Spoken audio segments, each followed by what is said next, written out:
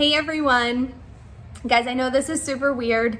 I just wanted to kind of come up with a way that I could clarify things for you and just chat with you how I normally would in class as we go through this weird digital learning experience. Just know I'm here for you. And so one of the things I'm going to try to do each week is this. I'm just going to keep this to about 5 minutes, maybe 7 tops.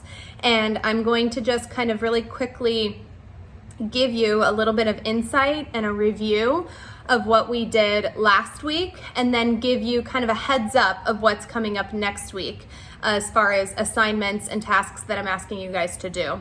So you guys know my crazy OCD self, how I would usually update that calendar for you in my classroom every Thursday. So I'm gonna try to update you on what is coming up next week every Thursday as well, to try to stay on top of that routine where you know at least what you're getting from me a good week in advance, so you could get a head start if need be. So hopefully that's helpful to some of my planners and out there. So this first week, guys, we would have normally been starting our new unit, and our center text, our focus text, is the novel Night by Elie Wiesel. And it is a Holocaust-themed novel. It is technically a memoir because Elie Wiesel wrote it himself, about himself. And so the spoiler alert there is that he, obviously, we now know, survived the Holocaust death camps, several of them, and is a survivor of the Holocaust that is writing this memoir on his experience years later. So that is, like I said, the spoiler coming your way, that we know he lives at the end of this book. So that's the good news. Now, I promise you guys, we are not doing a Holocaust-themed unit because I know many of you already did that in middle school. So please rest assured, this is a survivor-themed unit. It's just that the first couple of weeks, as we're reading this novel, we'll be focusing on the Holocaust. So with that being said, what I asked you guys to do this week, 2 things. Both of them were for the most part opinionated activities. They were, where you were just going to give me your thoughts and opinions on, in that night anticipation guide, some of the themes that we will see in the novel Night.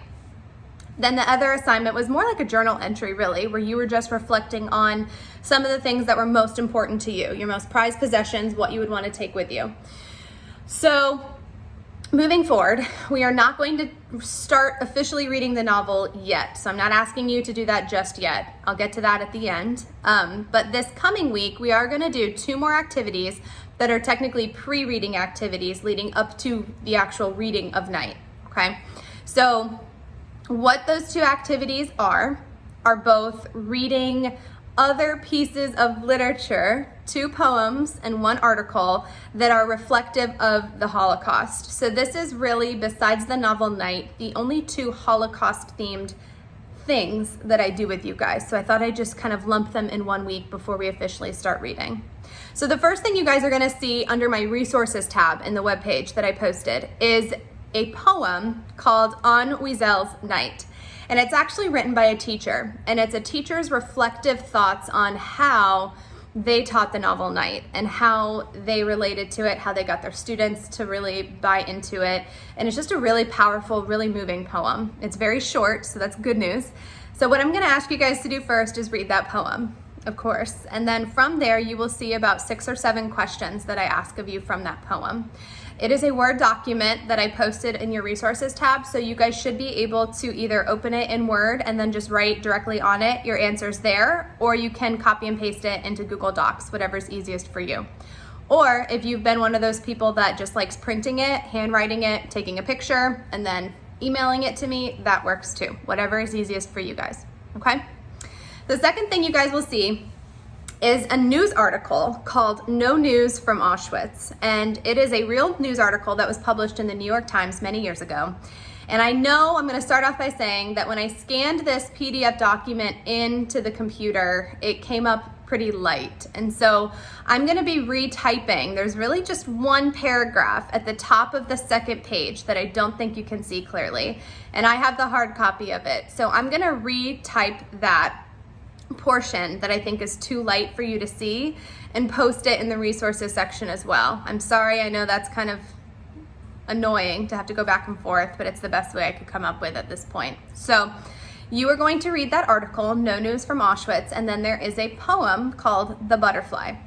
And The Butterfly is a really cool poem because it was written by a man during his stay in Auschwitz.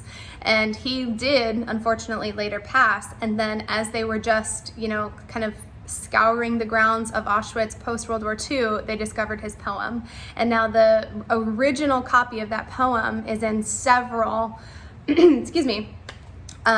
Holocaust museums, but a copy of the poem is in several Holocaust museums around the world. The original is at the Holocaust Museum in Auschwitz. So it's kind of a goosebumpy story there. So you're going to read that poem, you're going to read that article, and then you will see in the resources tab as well, there's a separate Word document that is titled No News from Auschwitz Assignment. And that is, again, something that you can either write directly in or copy and paste and write on in Google Docs. So what that document asks you to do is identify first the difference between, identify examples of, objective and subjective writing. So for those of you that have not really done this before, objective and subjective writing are two very easy things, and I'm going to give you my little cheesy way of remembering, just like I normally do with vocab. So objective writing is when you have hard facts and evidence. Something that is objective is not influenced by my personal opinions. It's not influenced by any feelings or emotions. It's just hard evidence and fact. And the way that I always remember that is I think of an object, just any object. So if I'm gonna grab this mouse here, this is a hard object and I cannot dispute that. This is an object in my hand, this is a mouse. So that is objective writing, when it's a hard fact and something that cannot be, felt with emotions and feelings. Subjective is then the exact opposite. When you have subjective writing, you have something that is completely based on an opinion, emotions, or personal feelings. So you guys are going to be identifying examples of subjective and objective writing from that news article, No News from Auschwitz. And then you guys are ultimately going to read the poem and identify some poetic elements. So poetic elements, guys, include metaphor, alliteration, hyperbole, onomatopoeia, imagery, repetition. These are all equally literary elements that we've studied, but now can be applied to poems as well. So poetic elements. You guys should have many of these definitions and examples. Hopefully you have this with you. In that packet I gave you back during the Romeo and Juliet unit that has a series of these terms and their definitions. And if you don't have it, well, we're in the age of electronic teaching. Quick Google search, guys, will give you a never-ending list of poetic elements, okay? So in addition to those two assignments, you guys do have another No Red Ink assignment opening this week, and that will be open for 2 weeks. So you will have 2 weeks to do. It is Most Commonly Missed Words Part 5. It's the last one of that category for 2 weeks. So I know many of you are relieved about that one, okay? So I will be typing all of this out again in my news feed. I just wanted to give you kind of a more personal way of informing you of some things and just chat with you for a minute. And then, like I said, watch this video, read my news feed. It's gonna be kind of echoing the same thing. And then the last thing I'm gonna leave you with is that 2 weeks out, I am going to ask you guys to start reading the novel Night. So obviously this is something where we would have gone to the Media Center to check this out before, but since we can't do that together, instead, I have posted under my resources a PDF copy of the entire novel. The novel itself is really only about 10 or 11 chapters. I say 11 because there's kind of like a lengthy epilogue that might as well be a chapter. So really, it's a very short book. I know that reading on a computer screen might sound awful to some of you though, so I wanted to give you guys just a 2-week warning that if you felt the desire or need or want to purchase a copy of the novel Night so that you can read the hardback of the book, that is the direction we are heading. So you can, I looked on Amazon today, and because it's so small, it is relatively inexpensive.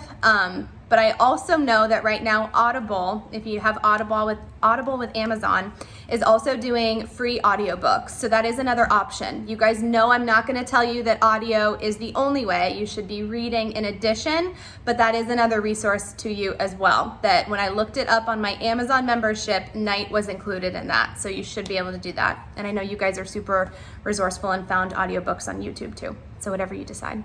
But 2 weeks out, I will be asking you guys to officially start reading the novel Night, so that'll give you a heads up to probably try to purchase that if that's something you want to do. But please, like I said, I do have an entire PDF copy of the full novel posted to my resources already, so you don't have to.